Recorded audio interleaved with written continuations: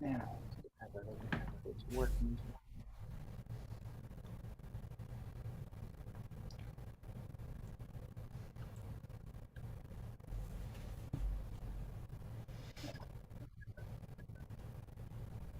Okay, and we're live on YouTube and about to open our webinar here on Zoom for everyone joining. Welcome to the YouTube audience and attendees, welcome. We're going to get started in just a moment once everyone's had a chance to filter in. And I see the registrants coming in now. Just to make sure the YouTube stream is working correctly. And it is. Okay, welcome to the Friday webinar, everyone. I'm Executive Director Derek Auger with Conservatory Canada here on Conservatory Canada TV, streaming live on YouTube today, as always. And we have a large audience joining us here. Those of you that were curious about this topic today have registered in advance to take part and listen to what we have to say. And hopefully we can take some questions from you and later on even bring you on live. If anyone wants to raise their hand at a time, I think we're going to be talking about a lot of things today that you all have experience in, that you all have curiosities about. Maybe we say something interesting or even controversial that you have questions about. Feel free to raise your hand and we can bring you on live as well. Otherwise, type your questions in the Q&A box. We'll even monitor the chat a little bit here as well for those chatting through there. And just a bit of an introduction first before our guest Marjory and I get into our conversation today. Many of you have been asking about June exams coming up, or flex exams, and whether they'll be in person. And we're making every effort to hold exams in person this June, as we've been trying to promise for the last couple of years. And we've been experimenting with it. We have 2 centers in February across the country that are doing in-person exams for February. Most of you, we find, I would say almost 3/4 of our students are going to be still preferring the online options, which is a bit of a shock to us. We're of course prepared and welcome and handling that just fine. Prior to the pandemic, about 25% of our exams were held online, and we're looking at maybe 3/4 of our exams now post-pandemic still being online. People seem to really like the convenience. For those of you that have been holding out or looking for a return to the in-person exams, we have an army of regional examiners ready and waiting across the country in many centers. And that's what it's going to take now, because the number is going to be a lot smaller in those centers, where instead of, back in the days, maybe 20 years ago when Marjory and I first started examining, we'd be looking at 2 weeks in a center like Edmonton or Thunder Bay even, or Coquitlam where Marjory is. We're down to only a day or 2 of exams. And so it's no longer viable for us to fly people across the country to do exams, but we have this army of people across the country there ready to drive to the exam center. And so we're looking for teachers that want that option, just to reach out to me by email and confirm that, it is possible, that numbers are possible. Have your students registered by the March deadline on the new portal, on our new database at conservatorycanada.ca. And we can talk about, the viability of that. Find a suitable examiner, work toward a venue. We're going to be very busy in late March and into April to make that all happen and make it come together. For those that still want online exams, you can still schedule those with 2 weeks advance notice by registering students for a flex exam.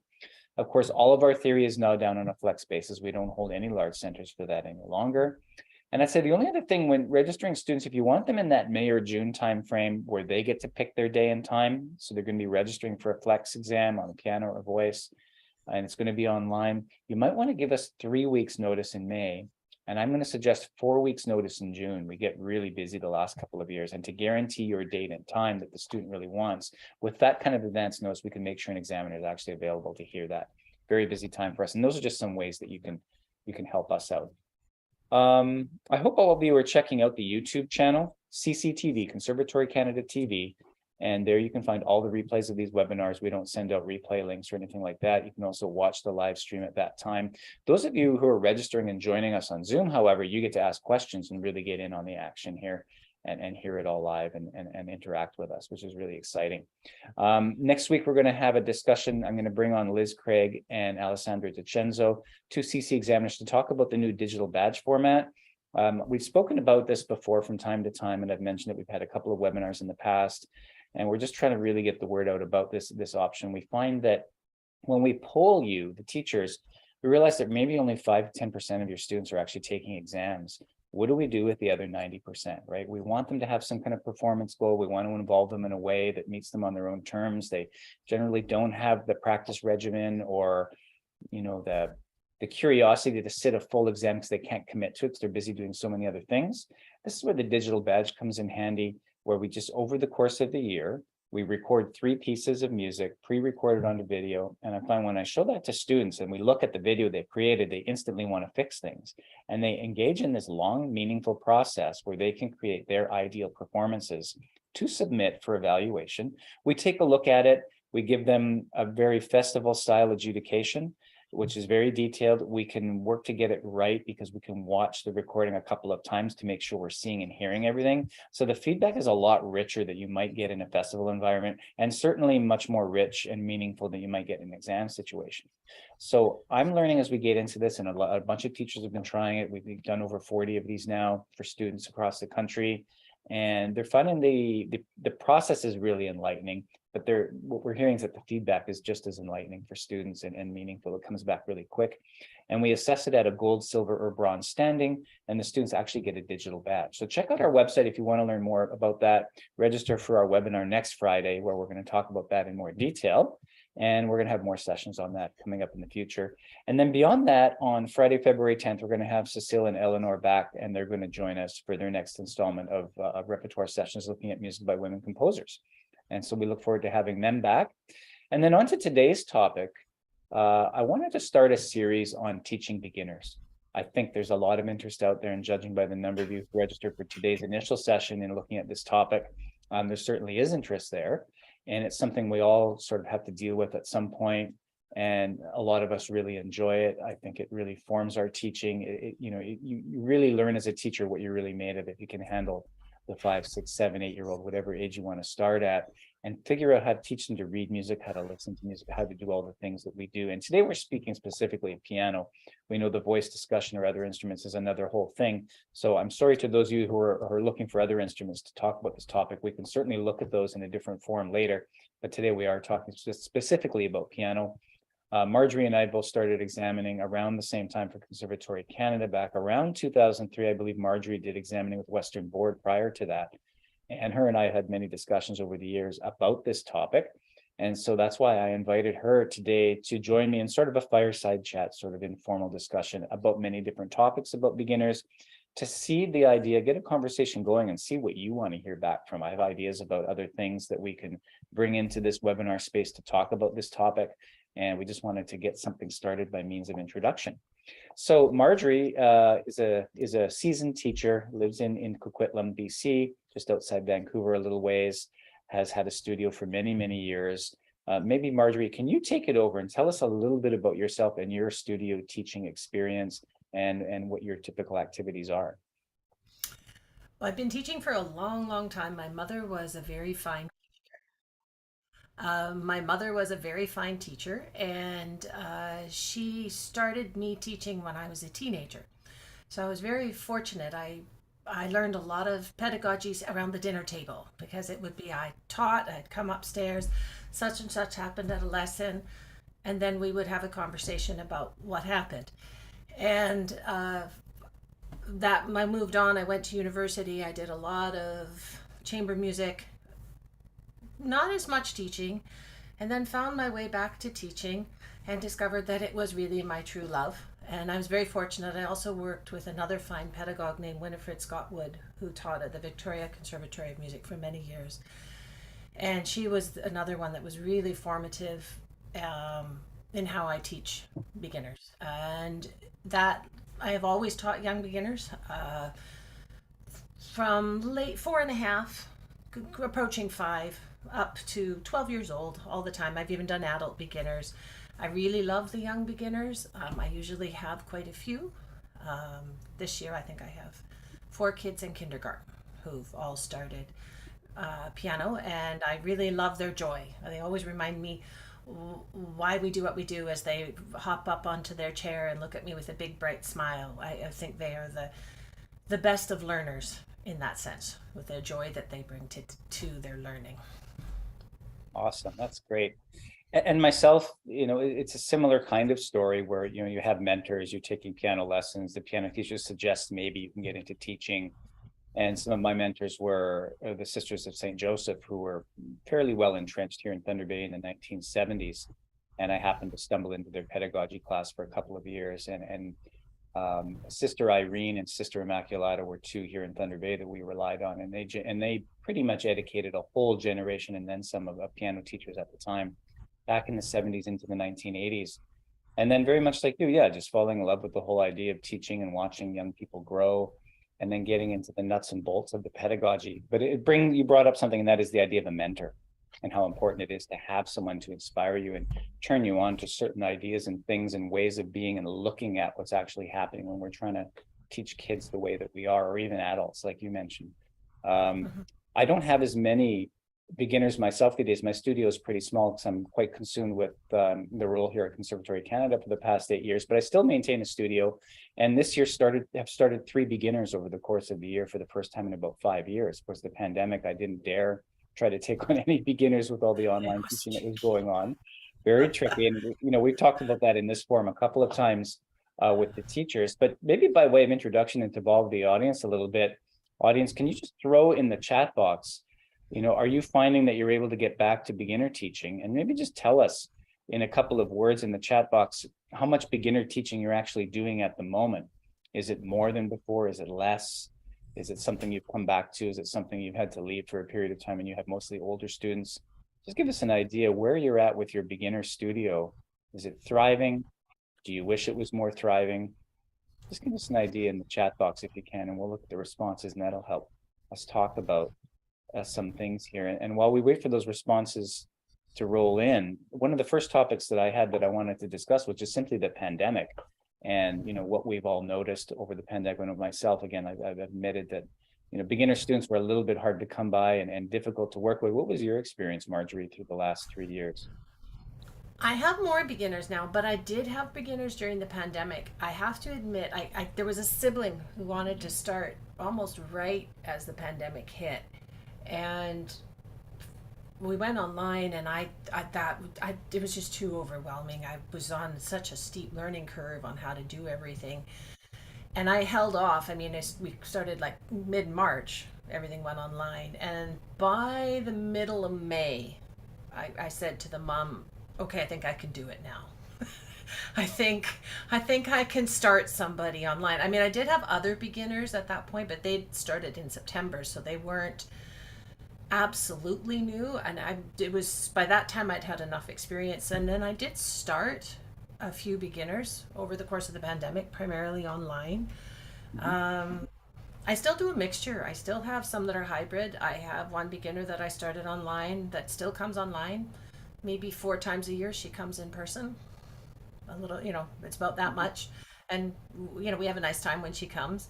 But it was hard at first. Honestly, I felt like a beginner teacher again. It was, okay, I can't do this how I normally do it. How do I do it now? And just having to turn my brain on high gear and be really creative. In that sense, it was really good. I think we can sometimes get into ruts in how we teach things. We go to our tried and true, what always works, and then all of a sudden that was gone. And so I really had to be creative, and in the long run, that was good, but it was exhausting too. Yeah. Yeah. So a couple of comments coming through. Sue says, "I love beginner teaching. It's your primary teaching from age 4 and up. That's great." Michelle says, "Coming back from older students is a different kind of patience that may be a slow adjustment." Yeah, that's an interesting thought there. And then Sam, "Mostly teaching MYC program for beginners and love the group sessions. A couple of younger beginners who needed to learn one-on-one instead of a group." That's interesting. Yeah. Wondering if anyone report in the chat box, and Marjorie and I will talk or comment a little bit about, what we're seeing since the pandemic in students. Has there been a change at all? Because things were difficult for a couple of years, they had online learning. Do we find that they're more keen about what we're doing? Do we find they're a little bit behind, or that we're not quite seeing them at the same level they'd normally be for their age? Feel free to share your thoughts about this, what your experience is in the chat box with what you're seeing in the new beginners just coming to us post-pandemic now. Marjorie, what are you noticing in your studio with that? Um, I found that the pandemic actually impacted the middle school students the most. Mhm. But I haven't really noticed a big difference in the young beginners from the pandemic. I do notice a difference in beginners from, say, the previous, say, 20 years ago. I think some of that's the prevalence of screen time. Um, the kids' ability to sit and focus on something that is slower paced than they are used to has definitely decreased for the majority. I wouldn't say for all, but for the majority. And that requires a different challenge in how I structure lessons. We don't do any one thing for too long. Where there's a rhythm to the lesson that's always the same, so they know what to expect. But we move from one to another to another. Every once in a while, they come in and their focus is bang on, and then I might extend the really something that's harder for that lesson. But other times they come in and they're exhausted, and it's like, okay, moving on. We've got to. We're not. We're not going to get a. We're only going to get so much done today on something that's really difficult concept, a different kind of learning. So I just find I have to move things differently. We have a lot of stretch breaks. I always make sure that laughter is a part of a lesson. To be honest, when you laugh, your brain resets, and that allows them to find their focus. And they like coming in the room. Always makes it easier to learn if your students actually want to see you. Yeah. So for me, laughter is a really important part as well. But that's probably the biggest thing I've seen is just the decrease of attention span and the ability Mhm. to just sit and work at something that's going to take time. Whether they play video games or they play on an iPad, they level up on those games very fast, and so there's kind of a quick gratification. Everything is quick, quick, quick, quick, quick, quick, Mhm. and learning piano is not quick. It's slow, and so I find I have to teach students how to learn, how to slow down, how to celebrate those things that they do master. Right, right. Celebrating, that's important. Yeah. Yeah. No, Sue is saying, yeah, lessons have to be more active physically, and students seem to be more exhausted these days. That's interesting.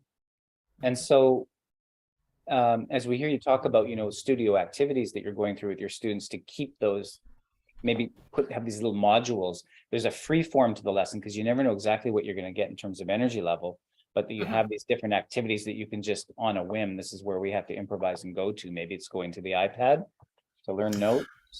I don't use well that yes, once they're at the point where they're reading. If they're on the pre-staff notation, I'm not using any electronics.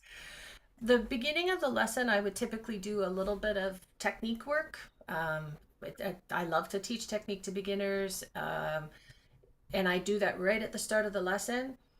It can range from 2 minutes to 5 minutes, depending on their attention span. It's very hands on. I do it very quickly at the beginning when their attention's at its best, because their attention's always best at the beginning. And then I would typically move on and hear the work that they had to practice. That would be next. And usually there's duets involved in that. So I give them the option, do you want to play it right away with the duet with me? Do you want to play it once on your own? They usually have a pretty good idea. They know how solid it is. A lot of them are like, duet, I got to play it once first. And so we do that. So that playing with me is a different activity. They like how it sounds. They like the fact it sounds bigger, like a more complete piece. Then there's stickers for the pieces that are finished. Then we would typically move on and do the new work, um, with stretches in there, depending, particularly as we're doing new work, which may be more mentally challenging. For the little ones, then we would end with finding the different notes on the piano. So depending on where they are, they're finding all the A's, all the B's, all the C's. Then we mix it up. If a parent's here, what letter should you get next? We mix it up. We make it kind of fun in that sense. They always stand up to do that, so they're wandering up and down the piano. If they were wiggly, sometimes I move that into the middle of the lesson just to have a stretch. We have little finger exercises we do, you know, things like that, wiggle finger game. Um, just things like that where we generally I go in the same order, but I also and then I have some written work to mark. There's an activity book, so I'm marking that. They might stretch there, and all of that fits into a 30-minute lesson, so it's pretty packed by the Mhm. time I get all that done. um, and how long I spend on that can depend on each thing, Mhm. but we try. The hardest part is probably the new material. That's the one where that and the technique, and depends on how difficult the new material is. Right. That can be the hardest part. Sometimes they're working really hard, and then we do have a stretch, and we Yeah. literally I stretch with them. It's great. I was going to ask you, yeah, this is actually physically moving your body. Oh With yeah, yeah. We stand up, we stretch. I'm like, push up the ceiling, push out the walls, push down the floor. One arm forward, one arm back, and Yeah. if they're really antsy, I get them over on the carpet there. And I'm like, okay, jump up and down 10 times, and they bounce, bounce, bounce, bounce, bounce. They usually do 20, and then I'm like, okay, come on back. And the rule is, uh, when I say it's done, you come back, and they're really back fast because I say otherwise you don't get one.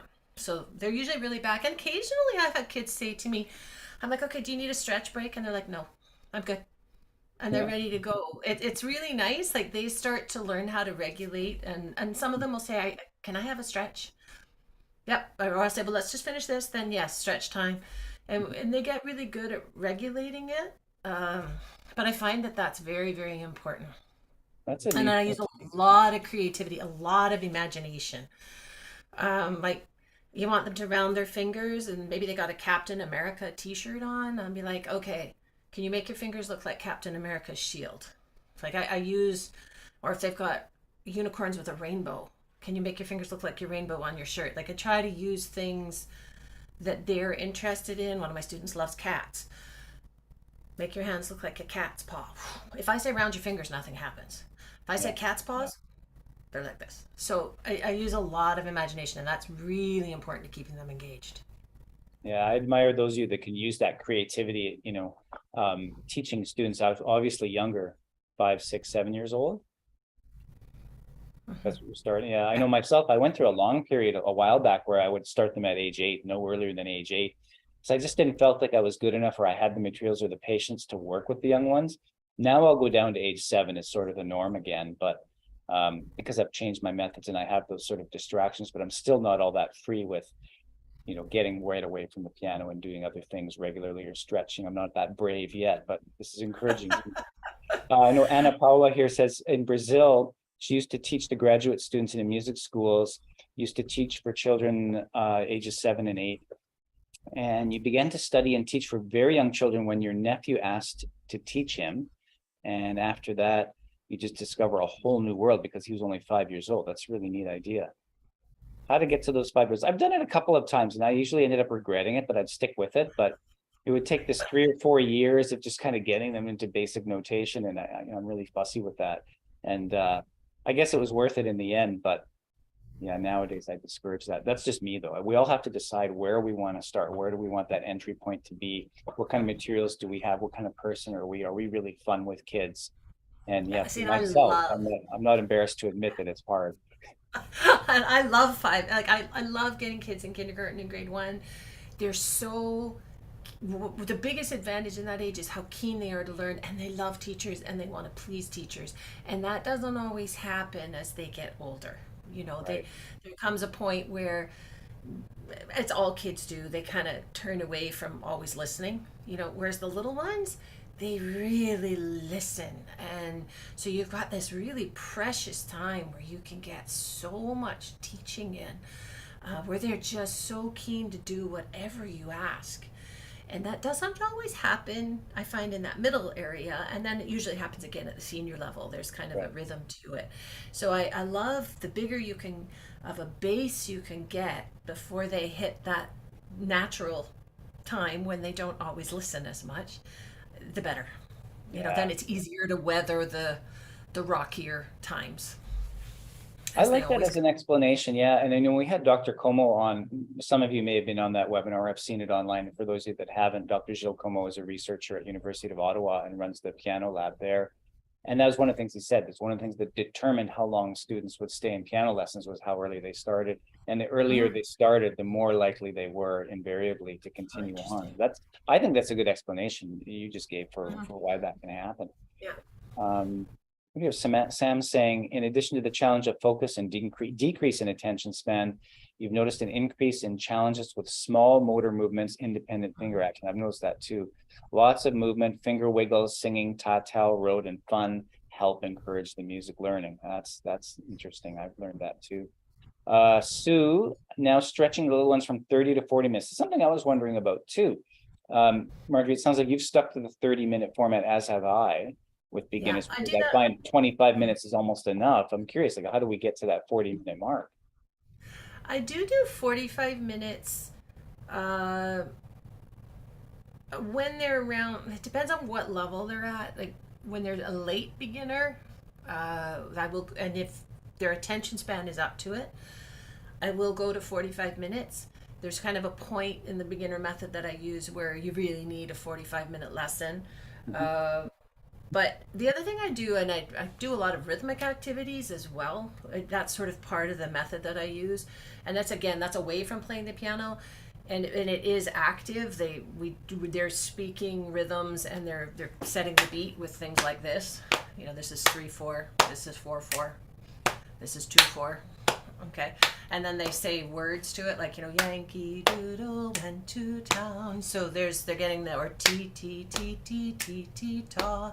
So there's actually a huge amount of learning in there because you got strong, weak, medium, weak. Yeah. You've got the feeling of the eighth notes with a strong, you know, where the beat is. So it's not just one and two and three, and there's the sense of the beat and the offbeat, plus the strong and the weak and the medium. So there's an awful lot that's going in there that's being taught that they're not aware of. They're not intellectually aware of that. I know intellectually that's what happened. They have no idea. They just think it's fun. We sing. I usually make a video of that. Parents try to do it. It's hysterical. They cannot coordinate this. And that's the kids just think that's so funny that they are better at something than their parents. And that literally I've had parents like, because they know that they're going to be watching at home and they try so hard, and so I will video that and we do that. And that's another one where we're just away from playing, but it is a huge development that happens for their rhythm in that's another activity, and I didn't think of that one when we were talking about it. So I guess when I do go to 45 minutes as soon as I think they're able and they Mhm. need it. Okay, Right. and then I have occasionally done 40. Like I do have somebody who's in grade 2 at school who's at 40 and could not manage 45. Yeah. She just couldn't. That last 5 minutes would finish her. Yeah. It's So interesting. They let you know, don't they, that you can tell when they're done for the day. oh yeah, yeah, Yeah. yeah, for sure. Yeah.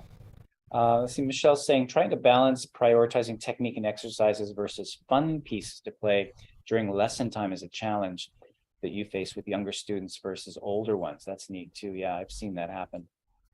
Tanya, I find due to instant gratification, children and younger adults expect from everything in life. It's much harder to teach music. Everything's much slower. As soon as they hit a challenge, they don't want to deal with it and tend to give up too early. So trying to encourage them to keep attending their lessons as it gets easier with time. Um, and then Tanya goes on to she follows the music for young children method starting at age 3 in groups. And it's an hour lesson, lots of movement, teaching aids, solfeggio, clapping, ensemble playing, and piano playing. So the hour doesn't feel too long. This is something too I want to bring in, if people are interested in the group teaching method, I want to bring in Olivia from NYC to have a chat with us. We've been talking about it for quite a while, and I think this would be a good way to do it. So if you want to see that, let us know that that's something you want to see, and we'll make it happen here. Okay, just referring, we've got a list here of things that I wanted to cover, and I think talking about beginner method books, because most of us will turn to a beginner method book at some point, usually right from the start or early on, as a means of structuring the lesson, giving the students something to take home and work from, a good way to monitor progress. And there's so many different beginner method books available out there. And I know myself, over time, I started, with what I knew, and that was Lila Fletcher. If anyone wants to know more about that, I did a podcast with Deborah Wanless a couple of years back. It's on the Conservatory Canada radio podcast series, where she talks about that Lila Fletcher method, who Lila Fletcher was, how she re-edited it and republished it. I started that with a couple of years and then realized pretty quickly that it was going to have some serious limitations. And then that was around the time that the Alfred method was quite popular. So I turned to that for a period of time, maybe 7 or 8 years, before finding Piano Adventures, and then turning to that for a period of time. Then someone introduced me to the Hal Leonard piano method, which I currently use. And I had a bit of a hybrid where I was using those two series together, the Hal Leonard series got revised, and then I bought into it fully to use it because I could use 3 levels to get students into grade 1. I was always obsessed with how do I teach students to read, and then how do I get them honestly into a conservatory grade 1 level where it's not such a big jump at all. It's just seamless. And so that's what I kind of settled on over the years, was using the Hal Leonard piano method. Marjorie, what's sort of been your evolution of using beginner methods, and where did you eventually land with it? I started with the method that I started with when I was young, which was The Very Young Pianist, which was by Bastien. And I really enjoyed it as a student, and I enjoyed teaching it. And it's solid. The biggest limitation is it's very five finger based. So as you were talking about, how do you get kids to music beyond the beginner method, whether it's into a grade 1 conservatory or just whatever music they want to play? Music is not always in a five finger position. And so when you had to leave the five finger position, it was a painful process. And certain kids would not necessarily read. They could just tell that where they were in those five fingers. So then once you were out of the five fingers, they had a hard time. So that sort of led me to move along. I tried another Bastien method, which I don't remember what it was called. I think it's Piano Basics. It's got kind of a pink cover. Some people maybe know. And I also tried Alfred. And then I used the Faber and Faber, the Piano Adventures. And all along the way, I realized there were some kids who were slipping through, who were really faking at reading. They weren't really, really reading. Mhm. And as like you, that was a concern. And so then I ended up with the music tree, actually, with Francis Clark. And it's difficult. It's not impossible, but it's difficult to get through that without reading, of the way it moves around. It is possible if they've got a really, really, really fantastic ear. It's still possible. I've taught it for so long now that I kind of pick up on that, though, and then I know immediately that I'm going to have to do some supplementary reading things, and I have something else I pull out as they're finishing the music tree to Right. sort of finalize that reading thing. But that's where I've been at, and I've been there for about 15, 16, 17 years now. I think the thing that kept me out of the music tree for a while was it was very old school in its presentation. It was always very solid, but early it was sort of in the early 2000s, maybe around there, that they revised it and revamped it and made it more colorful, because before that it was pretty old school, and it just Mhm. wasn't visually engaging to the students. Mhm. And then they revised it, and it became more visually bright. And the one thing I would say, if anybody ever wants to use it, don't buy it on Amazon. You get the UK version, and then all the quarters are called something different. They're not quarters and a half. So I've had the students buy it on Amazon. It doesn't have color, and all of the note names, all of the rhythm names are the UK version, and that leads to interesting issues. So make sure you don't buy it on Amazon. I bring that word up sometimes with older students, yeah, when they want to when they need to have their attention refocused, and I don't want to get them too much trouble. But anyway, yeah, that's interesting. Okay, I started hearing about Music Tree, yeah, maybe only about 8 or 9 years ago. I didn't really know it existed, so I'm curious to learning more about that method as well. Mhm. And then maybe those of you in the chat box, I know Music Tree comes up from time to time when we survey people what beginner method they're using, but those of you here, just throw in the chat box if you can. What beginner method do you currently favor that you're currently using? It'd be just interesting to know. I know it's incredibly varied. I think Piano Adventures Faber Faber is by far and away in North America the #1 bestseller from what I hear from retailers anyway. Um, And they have fantastic supplementary material. I yeah, use their books a lot, like the Christmas books, the popular popular. song books, whatever it is, folk song books, and the duets in them are wonderful. The arrangements are good. Like they arrange their pieces well. They're playable, and they're nicely done. Like sometimes the arranging for beginner stuff, the arrangements they're not very nice under the hands, or they're not easy to make them sound musical. Mhm. Whereas I do find with Faber and Faber, they're very musical. I did my Yeah, one thing is that it sometimes with the reading, again, it gets very five finger position and maybe not moving around. You're playing in C position, G position. But that said, it's still a very good method. yeah. I used it for a long time.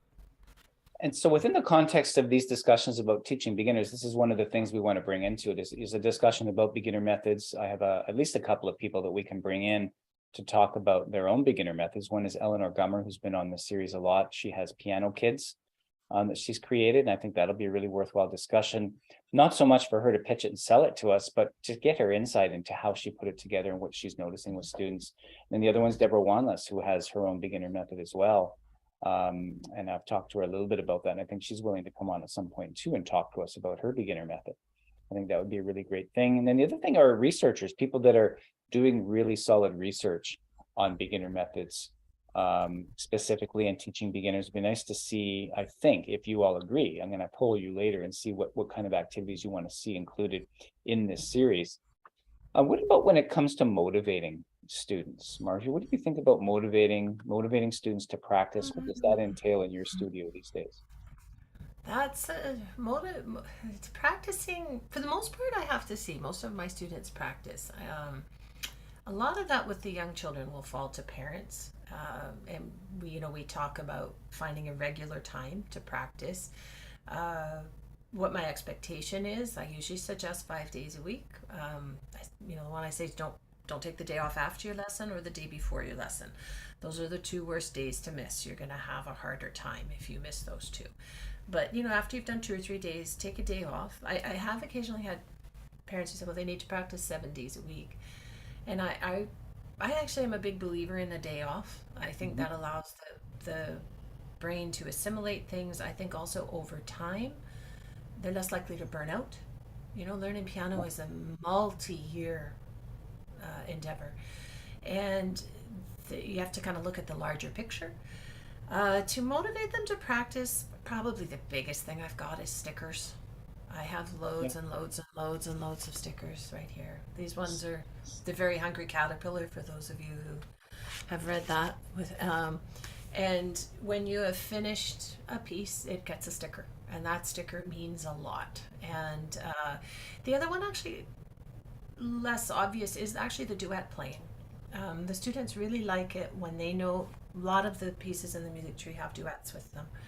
And they know that when they know it well enough, I'm going to wheel my chair over and we're going to play the duet. And that's something that they really enjoy. It's not something I think that they can articulate, but they do like that feeling. And I think probably going back to something that probably one of the best pieces of advice I was ever given as a teacher, it's in the top 3, and it was Winifred Wood. And she said, there's nothing that motivates like success. And so I like to set my students up for success, making sure that whatever I give them is attainable, achievable for them. The sticker is how they're measuring the success, but when I wheel around and I play the duet, they feel the success. The sticker's where they see it, but when I play with them and we play it and it goes well and we sing, because they're always singing while they play, they're either singing the counting or they're singing the words and we're singing away. They love that feeling, and that I think is probably the most intrinsic and best thing that you can give students. If you can get that feeling, sometimes you have to use these external motivators to help them find that feeling. And you may have to point out, wasn't that great? Like, didn't that feel awesome? Like, remember last week that was hard, and look, you just sailed through it this week. Yeah. That's what practicing does. Isn't that neat? Right? Because sometimes they don't. To us, it's very obvious, that correlation.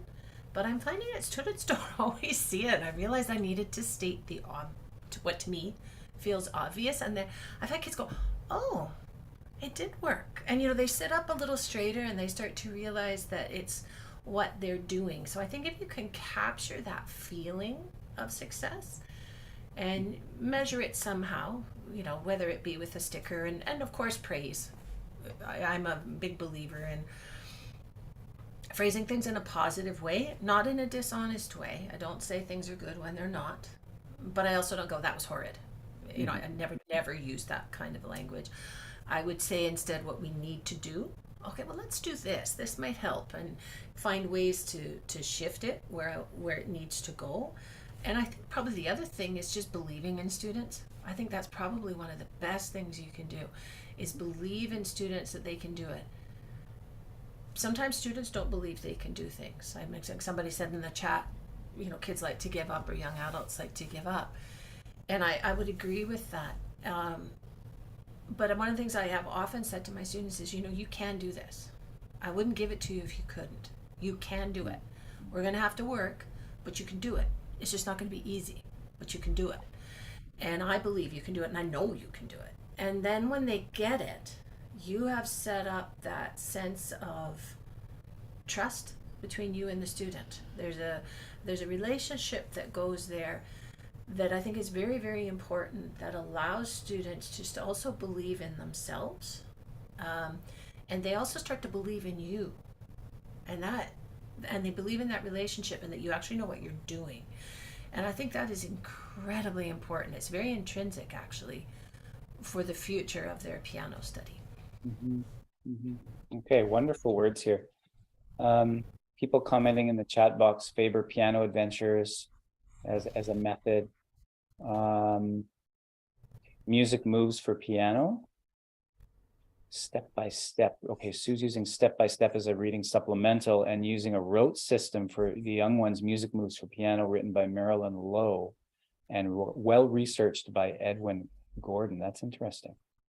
Tanya's using piano adventures, Alfred books, and Helen Marley. There's someone who has written a lot out there too. Anna Paula, music for little Mozart, piano safari, Amigos do Piano Maria, Helena Laga e Angelita, and then all sorts of other neat things most of us probably haven't heard of here in Canada. Thanks for that, Anna Paula. Okay. So one of the things I use with my students using the Hal Leonard method, one of the reasons I like is because there are backing tracks, dedicated backing tracks. Who was it? Philip Kevrin apparently put them together, who's one of the 7 authors of the series. And they're just amazing. They're the best backing tracks I've ever heard. And that really struck me as a great way to get students to listen. Incorporating a little bit more of the ears open approach, which I've been trying to do over the last decade or so. And like Marjory says, the duets there, I like to play the duets then, but when I put the backing track on as well, they've got to match that backing track. And I have to do less of this sort of abstract teaching that's hard to do unless students can hear what's really expected, in a way that the duet alone maybe can't manufacture or use. And so that's one tool that I've used to also teach rhythm, just strictly from a rote nature. I don't do a lot of counting or counting out loud. It's sort of a grand experiment that I refuse to let go of. And because I'm seeing it works, and I can't put my finger on really what works other than getting the students to open their ears. And those of you that have watched the contemporary idioms webinars I've given in the past, or tutorials on the website, you'll know I'm a big advocate for that. And so if anyone's curious about rote learning, feel free to let us know that too. That's something that we can talk a little bit about here in more detail in the coming weeks. Sam has been using Hal Leonard method books supplemented with I Can Read Music, which are note spellers from Faber. And then Anna says she used to use piano lessons from Hal Leonard, but since 6 or 7-year-old students. Okay, yeah, that makes sense. Okay, so anyone, if you have any comments, you've heard us talk a little bit about some of the topics that we can cover. Feel free to raise your hand. In Zoom, there's a raise your hand feature. Sometimes you'll find it under the more category, or there's 3 dots. Raise your hand. We'll see that you want to come on and talk with us live. I think it'd be great to hear your thoughts, your ideas about anything that we're talking about here. Marjorie, you hinted at parental involvement before. Do you have a lot of parents sitting in on lessons these days, and has that changed at all over time? I'd say it's fairly consistent. Most of my parents sit in. To be honest, if I'm teaching somebody in kindergarten or grade 1, the parent needs to be there, because that child cannot practice on their own. There's the odd one who can, but that would be very rare. Most of the time, they need somebody to help them organize their practicing. That's beyond their cognitive development for the vast majority of them. I also find that parents over time pick up on my attitude toward music, my philosophy towards learning. Some parents can be maybe a little not realize the important. Getting the right notes is everything. Let's put it that way. Okay, so if you play a wrong note, this is a disaster. And of course, it's not. It's just a wrong note. I always joke with my students: if I had a loony for all the wrong notes I played in my life, my life, the house would be overflowing. There'd be no room for me. I'd be driving a really expensive sports car. The wrong notes are not terribly important. You want to practice for them to be right, but a slip note is like just a slip note. And so helping them see what is intrinsically important in the learning process, I find when parents watch, they will pick up on my philosophy and on my approach to learning. And that is really valuable in some cases. They also, I think, from the child's perspective, they work so hard to achieve their pieces. Maybe it's just a few notes, but they work hard for those few notes.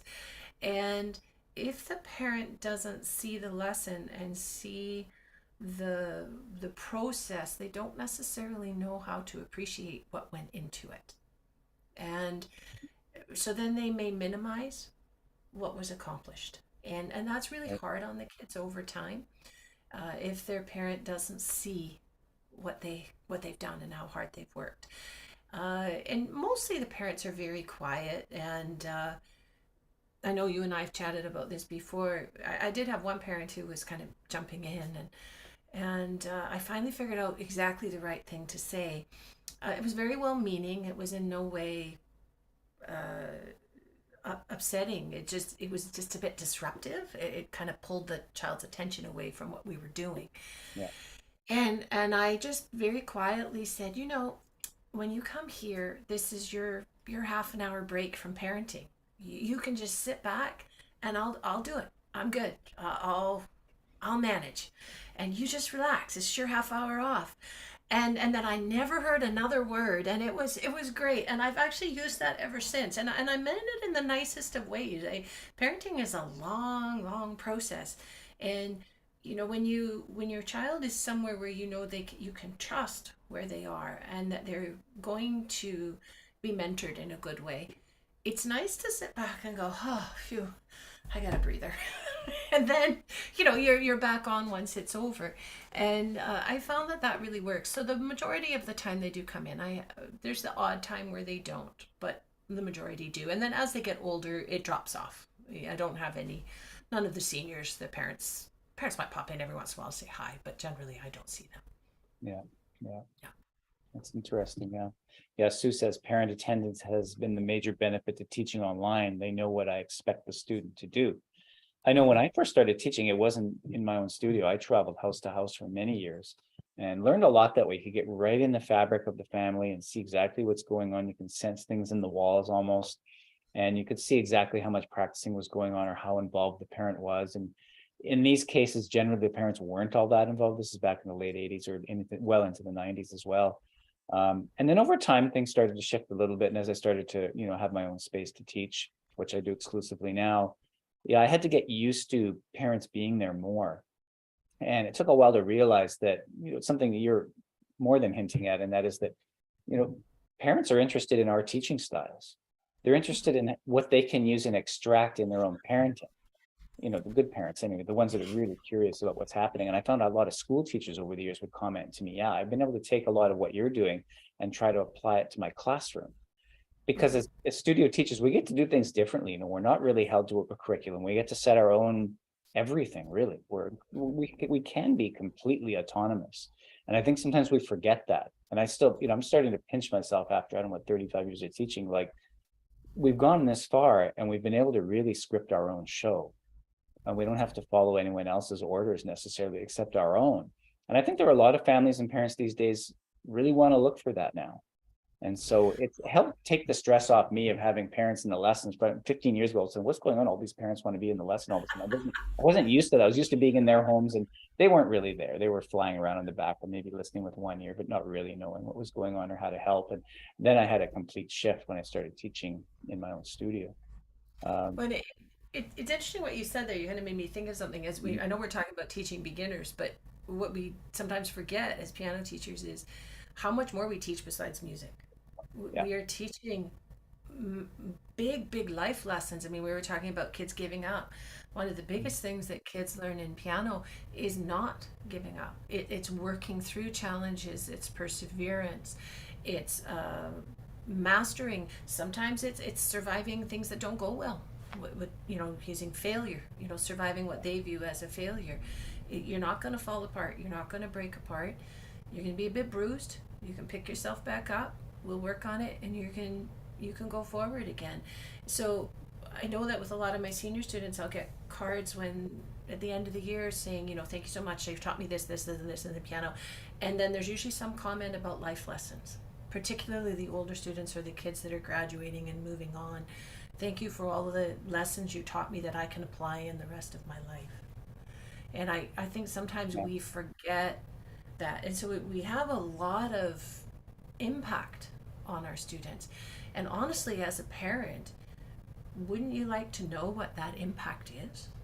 And I certainly would. If Mhm. I'm sending my child in somewhere where they're going to be alone with somebody for hours on end for years, it'd be nice to know them. Like you really, I think you, as a parent, you would want to know them. Makes sense to Yeah. me. Yeah, I still have a number of students, yeah, even right from day one, they come in and I hardly know the parents at all after 10 years. It's really strange sometimes. Yeah, I Yeah, I agree find with you. that's hard. I mean, because part of it is you do form a relationship with the family as well, Yeah, and it's most successful. I always think that when piano works at its best, when a student really progresses the best that works for them, I always say there's three parts to it. There's a good teacher, there's a committed student, and there's committed parents somewhere, or grandparents, or whatever it may be that's helping out. It's a teamwork, and it only works as the weakest of those three links. But right. it really, when it's working at its best, it's a seamless trio. Yeah, yeah, ideally. A Yeah. couple of other topics that we're considering here. I'll just mention it. We want to talk a little bit about reading and really how to teach reading to students. Marjory's going to give us a webinar later, I think, on reading and also the use of apps. And then she has another one planned to talk about just the teaching of technique. And we don't really mean scales, arpeggios, chords, but how to really interface with the piano and how to pass that on to students. We should talk probably about teaching rhythm and pulse at some point. And then curious to know if anyone wants to talk about students with developmental disabilities. I know in my studio, I've had more than my fair share in a good way of, students with developmental disabilities, mostly undiagnosed. Certain spectrum traits that, you see in students more and more. It's become so common in my studio anyway. That's the number one reason I sometimes lengthen my lessons out to 45 minutes because those kids just need it. Not that they need the musical instruction, they need all this extra time and space. And so those are some of the extra things that we're mulling over and would like to know if you want to hear more about. And so I've got a little poll here, and we're coming up to the end of our hour, but if anyone, if you have any last minute real questions or comments, feel free to throw them in the Q&A or put them in the chat box, or simply raise your hand again if you want to come on. It's very easy to get your audio on here. So I'm going to launch a little poll here, just a few simple questions to give us an idea. You'll see them on the screen here. Just take a minute if you can to give us some feedback.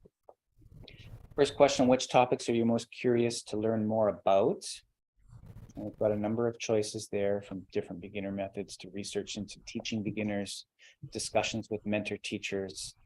And I think Marjory certainly fits the qualification here of a mentor teacher, as you can hear from her ideas. Teaching students with disabilities, how to provide a solid technical foundation for students, how to teach note reading, how to teach rhythm. What are you most curious about? And you can select more than one there if you want, I believe, in that first question. And then question number 2, how have the number of beginners you teach changed over the past year? And then, do you enjoy working with adult beginners? That's a whole topic in and of itself. I know I've done a fair bit of adult teaching over the years, and actually I teach at Lakehead University now as a sessional lecturer, doing piano performance a little bit. And so I'm working with young adults anyway, and I certainly enjoy that. But older adults, it's something I've had to kind of give up on. I just don't feel I have the resources or that I'm very good at it. So I always refer those out to other people, those referrals. And then how much online teaching are you doing now? I've just got some breakdowns there. So a number of you are answering those questions. Thanks for that. We'll just give you another minute. Not seeing any other questions here in Q&A or chat. That's become kind of standard, folks. We appreciate your interaction. And thank you for the chats that you have given us here to help keep the conversation going and to share the space and to hopefully develop a community of interested teachers that are willing to discuss not only this topic, but the other topics that we propose and that we throw at you from time to time here on Fridays. And thanks for joining us. Thanks, Sue, for that comment. Okay, so I think most of you have answered the questions now. I'm just going to end the poll there. Or maybe I'll talk about, am I able to post? I don't know if I'm able to post the results so everyone can see or not. Sometimes it lets me do that right now. I sense it might not, but it seems like most of you do want to learn about how to provide a solid technical foundation for students. Teaching students with disabilities and teaching note reading is important to you. And some of you are interested in rote ear-based teaching, rhythm teaching, research into beginners. It's a little bit spread out, so that's good. That's a good sign. It means we're on the right track, I think. In terms of teaching beginners, you're all about the same. Some are teaching more, some are teaching less. And it seems most of you enjoy working with adult beginners. And in terms of online teaching, it looks like most of you is less than 10% online. Only a couple of you are still teaching 90% plus online. That's interesting too. So thanks for your feedback there. In terms of sharing results, I believe you may be able to see results on the screen there. A couple of comments here coming in. Tanya really appreciated the relationship with the parents and children, especially creating this trust relationship and giving the right encouragement. Yeah, absolutely. That's something that took me a long time to really understand. I think because at the beginning I didn't have that with teachers, and started seeing it later. Marjorie, you mentioned, students come back and they give you a nice card or something and thank you. I usually get that 5 or 10 years later. I run into an old student and they comment on what the experience was like after the fact. As adults, they're incredibly grateful, and that's really motivated me to watch for that, even though I'm not hearing it. I mean, piano students by and large are generally quite introverted. Hard to get something from them a lot of the time, eh? True. Well, and sometimes I do get the cards, and I think I had no idea. I didn't realize. I didn't realize that the impact was that significant. I don't feel that way now, but it certainly I can remember 10, 15 years ago being quite shocked with some of the cards, because I knew that we got along. I mean, they took piano from like kindergarten to grade 12, so obviously we got along, but I didn't realize, because maybe they were quieter or didn't articulate how they felt, but they did when writing, and I would read it and it would be very, very touching. And I find, I think also I couldn't articulate what the impact was. I find I didn't realize, and I didn't articulate, and we don't realize how much we teach that is not words. I remember once I saw some interview on TV was talking about parenting, and this has always stuck with me, and I think it applies to teaching too. And it was, don't worry that your children aren't listening to you. Worry that they're watching you. And I thought, oh, that applies to a whole bunch of stuff, because the students pick up on your attitude to learning, on how you approach everything, how you approach challenges that happen in lessons, and they start to pick that up and take it themselves. And it's still astonishing to me how much they learn that is not spoken, just on how you are approaching everything in a lesson. Right. That makes sense. Yeah. They are watching, absolutely. Thanks everyone for your thoughts, for your chats. We're going to leave it at that for today. Thanks to Marjorie for joining us and providing all these wonderful, warm thoughts about teaching beginners and inspiring us and sort of setting the tone for this whole series of webinars that we hope to have coming up here throughout the spring, or into the spring, and then perhaps again into the fall if we have other topics and things that we want to cover. So watch for these in your inbox, folks. Thanks for your comments today and for joining us live on YouTube as well, those of you that are there. And we'll see you next Friday for a chat about digital badges. For those, again, that aren't able to do the exams and you want your students to be involved more, this is a great way, I think, to do it. So hopefully you can join us to learn more about that there. Hope you all have a good weekend, and we'll see you